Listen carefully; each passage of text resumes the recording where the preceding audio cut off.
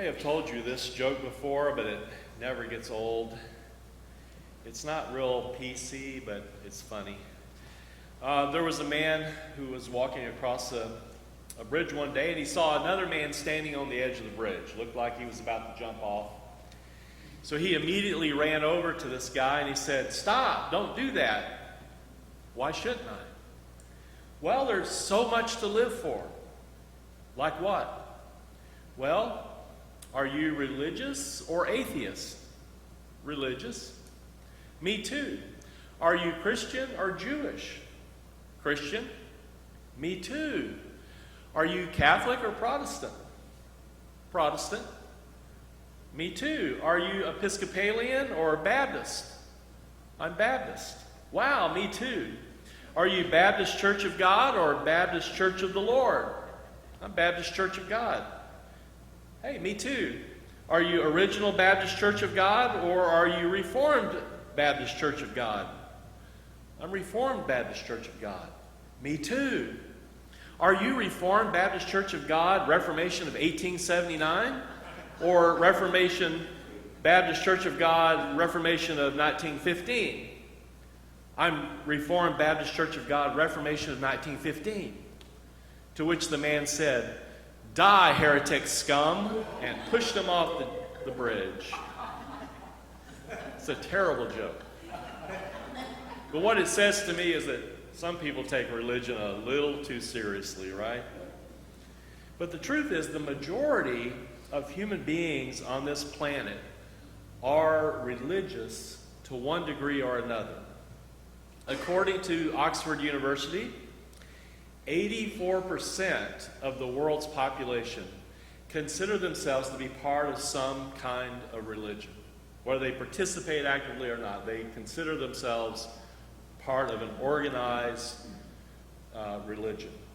There are about 10,000 distinct religions in the world, and each one of those can be further classified or subdivided or whatever. In Christianity alone, there are about 34,000 different denominations around the world. Americans are among the most religious of all the cultures, the human species around the world. Over 90% of Americans believe in God or a universal spirit. So religion is a big deal, right? It's such a big deal that we are sometimes called Homo Religiosus, which literally means, a Latin phrase that literally means religious man. That includes woman as well. It basically means mankind. And this phrase, Homo Religiosus, suggests that human existence is inherently religious, that we are sort of born that way. We are naturally inclined to seek something beyond the physical realm, what we call transcendence. And we naturally are prone to seek meaning and significance in life. Thus the Latin phrase, Homo Religiosus. That's who we are. Now the Swedish botanist, Linnaeus, developed a system of biological classification back in the 18th century. He designated the human species Homo sapiens, which literally means man the wise, or wise man. And again, that includes women as well. Now, Linnaeus couldn't have all the fun in giving names to humanity, so various other designations for humanity have been coined over the years, depending on what people consider to be the central characteristic of human beings. What is it that's primary about us? What makes us human? And some people say it's religion that makes us human, therefore Homo Religiosus. But we have been labeled other things as well, like Homo Faber, which means man the tool maker. And I think this is where we get our word fabrication. We have been labeled Homo Socius, which means social man. Homo laborans, there you get the word labor, and this means working man. And also Homo patiens, where we get the word patient. And that literally means suffering man. And again, we've come up with dozens of classifications like this. So what is the most important characteristic of humanity? Is it our wisdom and our ability to think?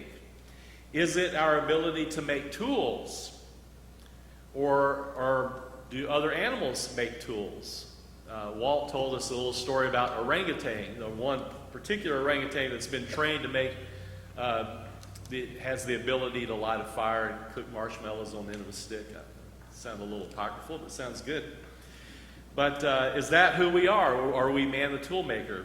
Is it the fact that we work, or the fact that we have organized ourselves into societies? Is it that human suffering is inevitable? Is that who we are at our core? I think all of these things and more are certainly a crucial part of our humanity. But so is our tendency to be religious, and therefore, among other things, we have been labeled Homo Religiosus. This isn't new. We have always been religious, almost from day one. Perhaps as soon as we evolved, if you buy into the theory of evolution, as soon as we evolved to become human beings, we began to create religions primarily because we became a species that seeks meaning in life and significance. And I think this, among other things, separates us from the other animal species. For example, while dogs, as far as we know, do not worry about the canine condition or agonize about their mortality, humans fall very easily into despair if we don't find some sense of significance in our lives. We are worried about the human condition. We agonize about our mortality. That seems to separate us to some degree from other animals. And religion has always been that place where we go to find meaning in life and significance. One of the more common views today is that religion, or belief in God or gods, is actually hardwired into our brains. Now think about that. It is hardwired into our brains. One writer said it this way: there are good reasons to believe that there is a strong genetic predisposition for religion to be expressed within our respective cultures. That is, your culture may dictate which God to believe in, but the belief in a supernatural agent who operates in the world is universal to all cultures because it is hardwired into the brain. And scientists say this happened through the process of evolution. We evolved to become Homo Religiosus. That's something to think about. Could it be that you and I have very little control about our religious impulses because it's hardwired into our brains? There's the old saying, there are no atheists in foxholes. You've heard that? That's a statement used to argue that in times of extreme stress or fear, such as during war, most, if not all people, will sort of naturally believe in or hope for a higher power. And therefore, according to the theory, there are virtually no atheists, even if a lot of people would prefer to be atheists. Now, I'm sure that's a debatable point, but there might be a kernel of truth in that. That when it comes down to it, when your back's up against the wall, you're going to cry out to something beyond yourself, even if you've been telling people that you are an atheist. Maybe. But the point I want to make today is that even if we are inherently religious, even if we are Homo Religiosus, I don't think our species would continue to be so religious unless we are deriving some kind of benefit from religion. Some kind of benefit from religion. Actually, we wouldn't do much of anything at all if it didn't have some kind of benefit attached to it, right? How many of us would work for no pay? I mean, like a regular job, other than volunteering. How many of us would work for no pay? How many of us would go to school if there was no ultimate purpose for cracking those books? I don't think, Carla, you wouldn't have went to nursing school if there wasn't that benefit of finally becoming a nurse, which she might get there. She's close. We wouldn't go on vacations or trips if we didn't think that they would help us, if we get the benefit of recuperation from work or school or whatever. If we didn't think there was an element of fun in what we were doing, we wouldn't do it. We wouldn't watch television. We wouldn't go to movies or anything like that if we didn't think there's some kind of benefit from it, even if it's just the benefit of enjoyment. Because we are self-needy, self-focused creatures. So almost all of our actions result from some kind of desired benefit. And I think the same is true about religion. Even if we somehow evolved to become this Homo Religiosus, religious humanity, if religion ever ceases to be beneficial for us, I think we would fight against our religious impulses even more ferociously than we already do. We would fight against them. Okay, so what are the benefits of religion? You could come up with a lot of different answers. We could brainstorm and get a lot of interesting answers. Some of those answers would be personal to you and me. But I want to argue that there are three general types of religious benefits. There are past benefits, there are present benefits, and there are future benefits. Let me touch on those very quickly. First, let's begin with the past. As Homo sapiens, that is, wise humanity, we look to the past in order to inform the present, right? I mean, we love history. We like to read about history. We want to know what our past was like so that we're better informed in the present. We don't want to repeat history, right? The same is true about religion. As religious people, we learn from the past what we believe God has done for us or humanity in the past, and that inspires us to serve God in the present. Because we think, well, if God was with our people in the past, God is with us today. And we get this from our reading today from Joshua chapter 24, where Joshua has led the children of Israel into the new land. Remember, Moses died before they crossed the river, and he sort of gave that mantle to Joshua. So he's their new leader. He leads them into the land, and he asks them to serve God because of what God has done for them in the past. He said this, he says, "As for me and my household, we will serve the Lord, because," as the people then acknowledge in response to that, "it is the Lord our God who brought us and our ancestors up from the land of Egypt," people from the past, "out of the house of slavery, and who did those great signs in our sight." So, question: what do you perceive God has done for you in the past, or for this congregation in the past? And doesn't that inspire you to serve God in the present? Secondly, we are Homo Religiosus, I think, because of what we perceive God is doing for us now in the present.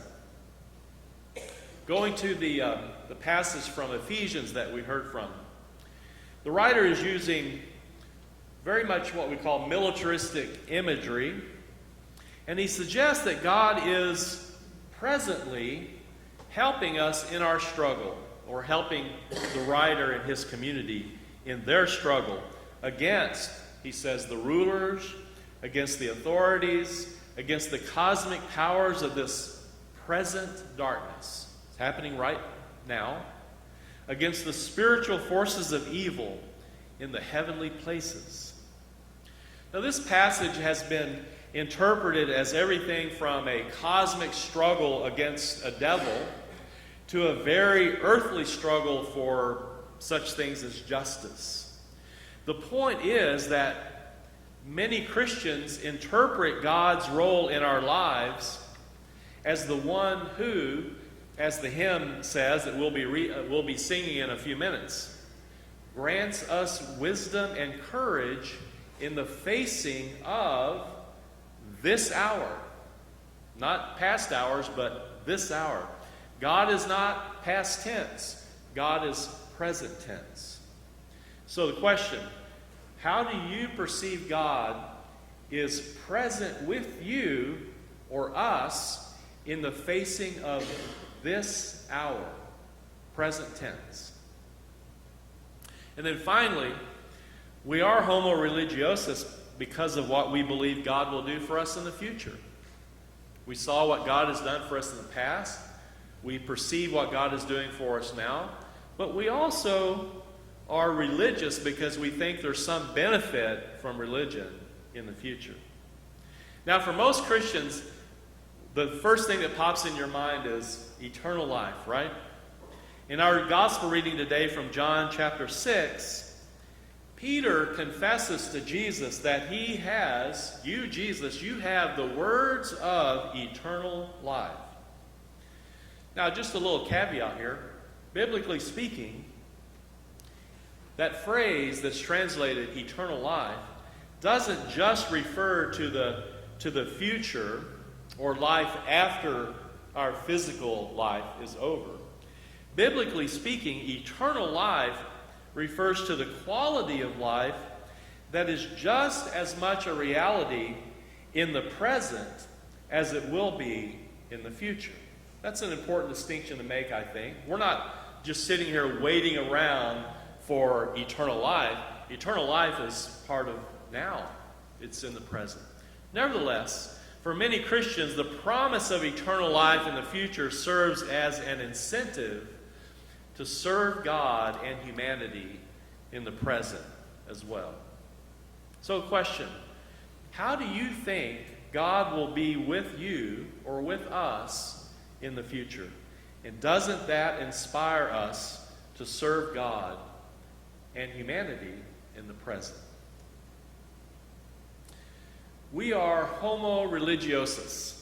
That's who we are. That's a big part of what it means to be human, even if and when we fight against the urge to be religious. So as long as we are comfortable going along with this urge, let us do so in the healthiest way possible. Let us serve God by serving others. Let us be Homo sapiens, the wise, and Homo Religiosus, the religious, in a way that benefits everyone and not just ourselves. So go ahead, take your religion seriously. After all, that's who we are. Just make sure that it doesn't inspire someone to jump off a bridge.